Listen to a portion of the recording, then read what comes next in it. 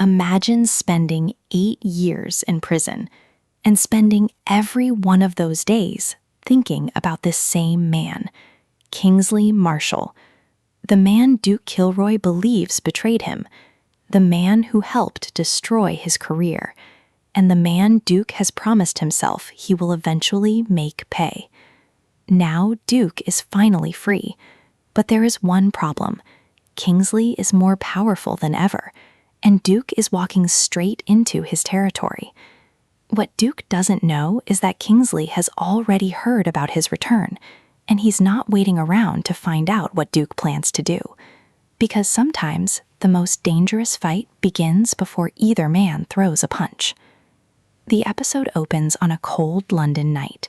Rain covers the streets. Duke walks alone through an empty industrial district. No music, no dialogue, just the sound of his footsteps. He stops outside an old boxing gym. The sign above the entrance is almost completely destroyed, but Duke remembers the place. This was where his boxing career began. Years ago, people came here to watch Duke train. They called him a future champion. They believed he was going to become one of the greatest fighters of his generation. Then everything disappeared. One night, one deal, one betrayal, and 8 years behind bars. Duke slowly pushes open the gym door. Inside, everything is covered in dust. The punching bags are torn. The ring ropes are hanging loose. Duke walks toward the old ring. He climbs through the ropes. For a moment, he simply stands there. Then he looks at his hands. These hands once made him famous. Now they're about to make him dangerous. Duke begins hitting the punching bag. One punch, then another, harder, faster, until the chain holding the bag starts shaking violently. But Duke suddenly stops, because he hears someone behind him. He turns. Nobody is there, only an envelope lying on the floor. Duke picks it up. Inside is a photograph. It's a picture of Duke from 8 years ago. On the back are 6 words. "You should have stayed away." Duke stares at the message. Then he smiles, because now he knows something important. Kingsley knows he's back, and Duke wants him to know exactly why. But what happens next changes everything. Duke visits an old friend named Marcus Vale. Marcus used to work security for Kingsley. He knows the criminal network better than almost anyone. But Marcus doesn't look happy to see Duke. In fact, he looks terrified. Duke asks him one simple question. Where is Kingsley? Marcus refuses to answer. Duke steps closer. Marcus finally whispers that Kingsley isn't the same man anymore. He has expanded his operation. Money laundering, underground fights, illegal gambling, and something much bigger. Something Marcus refuses to explain. Duke asks why. Marcus looks directly at him. Because the last person who asked questions disappeared. Duke doesn't move. Then he asks, who? Marcus doesn't answer. Instead, he tells Duke to leave, immediately. But before Duke can respond, a car suddenly pulls up outside. Marcus looks through the window. His face changes. They found me. Duke turns toward the door. 3 men enter the building. Duke recognizes one of them.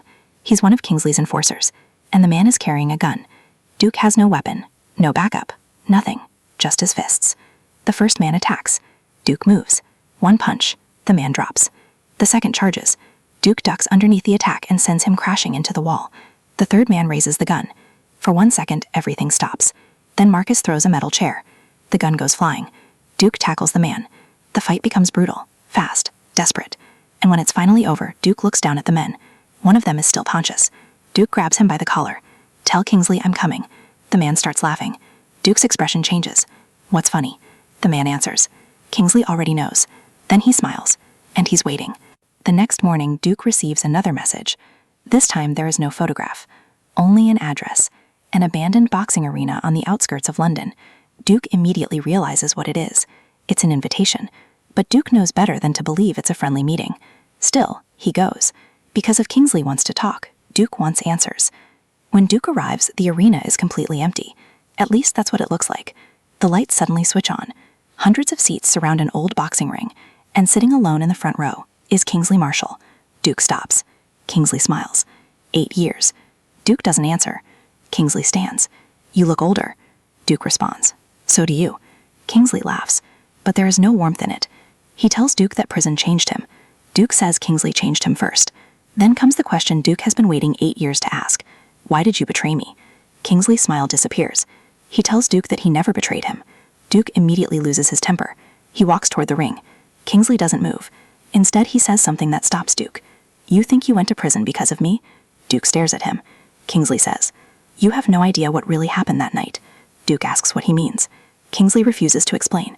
Instead, he tells Duke to ask one person, his former trainer, Ray Mercer. Duke freezes. Ray died years ago, or at least that's what Duke was told. Kingsley walks away. Before leaving, he turns around. Ask yourself why everyone wanted you to believe he was dead. Then the lights go out. Duke is left standing alone, and suddenly he hears footsteps. Someone is running toward him. Duke turns. A fighter attacks. The two men crash into the ring.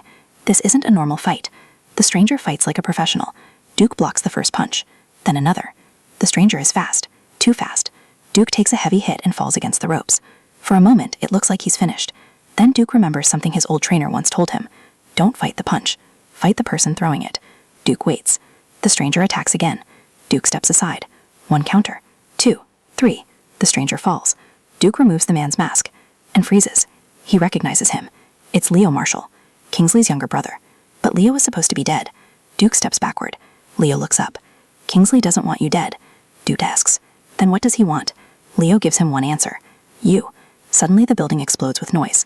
Doors slam open. Men enter from every direction. Duke realizes the truth. This wasn't a meeting. It was a test. Kingsley wanted to know if Duke still had what it takes to survive. Duke fights his way out. But before Leo whispers, "Your prison sentence wasn't meant to punish you." Duke stops. Leo continues. "It was meant to protect you." Duke turns around, but Leo is gone. Now Duke has more questions than answers. Why was he really sent to prison? Why is Leo alive? And what is Kingsley hiding? Duke returns to Marcus, but Marcus is missing. His apartment has been destroyed. The walls are covered with photographs. Photographs of Duke, his family, his boxing career, his prison years, and one photograph in the center. Duke's old trainer, Ray Mercer, alive, standing beside Kingsley. Duke stares at the picture. Then he notices something written underneath. A date. The exact date Duke was arrested. That's when Duke realizes something terrifying. His arrest wasn't random. Someone planned it, and they had been watching him long before he knew it. Duke tracks down Ray Mercer. The former trainer is living under another name in a small coastal town. When Duke finds him, Ray is shocked. For several seconds, neither man speaks. Then Ray says, "I knew you'd come." Duke asks why he was told Ray was dead. Ray looks away. "Because Kingsley wanted you to believe it." Duke demands the truth. Ray finally explains. 8 years earlier, Duke was preparing for the biggest fight of his career. But the fight wasn't just about a championship. Duke had accidentally discovered that Kingsley was using boxing matches to move illegal money. Duke threatened to expose him. Kingsley panicked. But he couldn't simply kill Duke. Too many people knew Duke. So another plan was created. Duke would be framed. Evidence would be planted. His career would be destroyed. And he would disappear into prison. Duke asks the question that matters most. Why didn't you stop it? Ray looks at him. Because I tried. Then Ray reveals something even worse. He had gone to the police, but someone inside the police department was working for Kingsley. Every piece of evidence Ray provided disappeared. Every witness changed their story. And eventually, Ray was forced into hiding. Duke is furious, but Ray tells him there's more. Kingsley wasn't the person who ordered Duke's downfall. He was following orders. Duke stares at him. Whose orders? Ray doesn't answer. Instead, he gives Duke an old phone. There is only one video on it. Duke presses play. The recording shows Kingsley meeting with a mysterious man. The man's face isn't visible, but his voice is familiar. Duke listens, then suddenly freezes. He knows that voice. It's someone Duke trusted, someone who helped him during his boxing career, someone he never suspected. And now the biggest twist arrives. The person behind everything wasn't Kingsley. It was Duke's former manager, Adrian Cross. Adrian had been secretly working with Kingsley's organization. He wanted Duke's championship money, but more importantly, he wanted control of Duke's career. When Duke discovered the financial operation, Adrian arranged the setup. Kingsley became the public face. Adrian became the man behind the curtain. Duke watches the recording again. His face is completely emotionless. Ray asks, "What are you going to do?" Duke answers, "Finish what they started." Ray warns him not to go after Adrian, because Adrian has something Duke doesn't: people everywhere. And then Ray reveals one final secret. Adrian isn't working alone. Someone inside Duke's family has been helping him. Duke refuses to believe it. Ray tells him, "You've been looking in the wrong direction."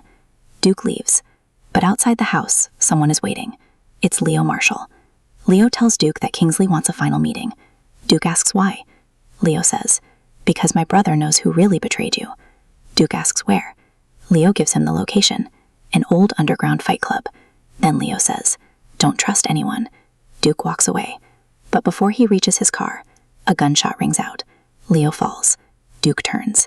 The shooter disappears into the darkness. Duke runs to Leo. Leo is barely conscious. With his final strength, he whispers, "It's someone close." Then he loses consciousness. Duke looks towards the darkness. His eyes fill with rage. Now it's personal again. But this time, Duke knows exactly what he's fighting. The underground fight club is packed. Hundreds of people surround the ring. Money changes hands. Fighters enter. And in the center of the room, Kingsley waits. Duke walks inside. Everyone goes silent. Kingsley looks at him. "I knew you'd come." Duke responds, "You knew everything." Kingsley shakes his head. "No." Then he says, "I knew enough." Duke demands the truth. Kingsley finally admits that he helped frame Duke, but he claimed he didn't create the plan. Adrian did. Kingsley said he was afraid of losing everything, afraid of Adrian, afraid of what would happen if he refused. Duke asks why he should believe him. Kingsley says, "You shouldn't." Then the doors lock. Duke realizes the entire building is surrounded. Adrian walks into the room, and suddenly everything makes sense. Adrian applauds. 8 years. He smiles. "And you still came back." Duke stares at him. Adrian explains his plan. He never wanted Duke dead.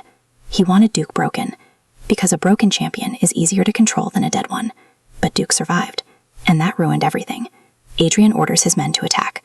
The fight begins. Duke takes on one fighter, then another, then another.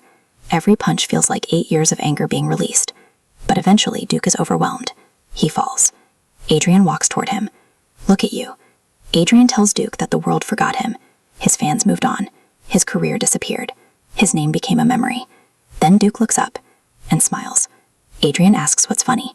Duke says, "You made one mistake." Adrian asks, "What?" Duke answers, "You thought prison made me weaker." Duke gets back to his feet. The final fight begins. This isn't a boxing match. There are no rules. Duke fights with everything he has. He gets hit. He falls. He rises. Again. And again. Finally, Duke reaches Adrian. But instead of killing him, Duke stops. Adrian laughs. "Go on." Duke looks at him. "You want me to become you?" Adrian's smile disappears. Duke walks away. Then police sirens fill the streets outside. Adrian looks terrified.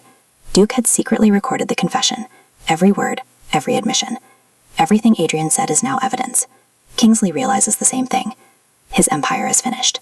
But before Duke leaves, Kingsley stops him. "There is something you still don't know." Duke turns.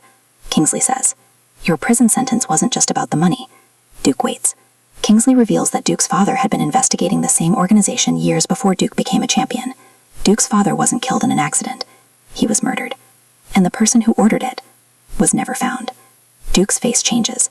8 years of revenge suddenly seem meaningless, because the story goes back much further than he thought. Kingsley looks at him. He wanted revenge for 8 years.